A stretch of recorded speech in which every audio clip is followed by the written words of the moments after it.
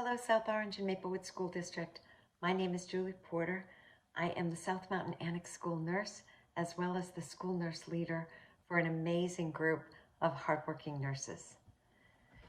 As COVID-19 is still circulating throughout the country and throughout our state, we wanted to first thank you, community, for partnering with us in executing the mitigating strategies necessary to keep our students and staff safe. And they are most importantly promoting vaccination, masking, physical distancing to the greatest extent practicable, hand hygiene and respiratory etiquette, staying home when sick and getting tested, and contact tracing along with quarantining and isolation. For today's message on behalf of the school district and our school nurses, I wanted to remind families of some illness points in general. We are now entering holiday season and flu season, and so parents, if you haven't already, please have your children vaccinated and yourselves against the flu. The CDC recommends that everybody over 6 months of age get vaccinated with the flu vaccine, with rare exceptions. And preschool parents of preschoolers up to age 5, the New Jersey Department of Health mandates the flu vaccine for your children. It is due by December 31st, so please get proof of the flu vaccine for your preschool child up to age 5 to your preschool nurse. Let's be diligent and monitor our students' symptoms. The seasonal flu and COVID-19 have symptoms that are similar, so it's hard to tell the difference between them and maybe the common cold or even seasonal allergies. But in order to keep our schools safe, please keep your children home if they have symptoms. Please monitor their symptoms. Please get them tested for COVID-19 with either a PCR or a rapid test, but it must be a laboratory test. And if their symptoms improve and the test is negative, then you may send them back to school. The symptoms of COVID-19 are fever of 100 or greater, chills, new onset of cough, shortness of breath or difficulty breathing, fatigue, muscle or body aches, headache, new loss of taste or smell, sore throat, congestion or runny nose, nausea or vomiting, and diarrhea. If your child comes to school with any of these symptoms, the school nurse will call you and you'll have to pick up your child immediately. And also, when you do keep your sick child home, thank you, and please call the absence line so we know that they are home safe with you.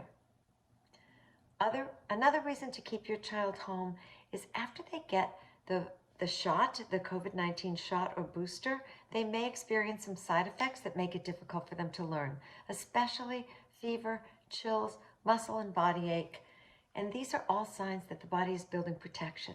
So please, you may want to keep them home so that they can recover from their shot. Some COVID-related updates and reminders. Holiday break is coming. School will be closed from December 24th through January 3rd. If your child tests positive during that time, continue to email the principal as per procedure, but don't forget to get public health advice from your Department of Health and medical advice from your child's pediatrician or your healthcare provider. The district recently updated the community on the New Jersey CALI score, that's the COVID Activity Level Index, and you may now know that we are in high transmission. What does that mean for us? Unvaccinated individuals who have been identified as a close contact to a confirmed positive COVID-19 case must quarantine for 14 days, and you cannot test out of a 14-day quarantine during high transmission. For travel, however, at this taping and in this high transmission, the quarantine time is the same. That's 7 to 10 days, and you can test to a 7-day quarantine on particular days after you return to New Jersey. Finally, if your child has been vaccinated, please share that vaccination card with the district by uploading it onto the district website. There's a tab on the home page and it invites you to fill out the student COVID-19 vaccination status form. There are a couple of questions.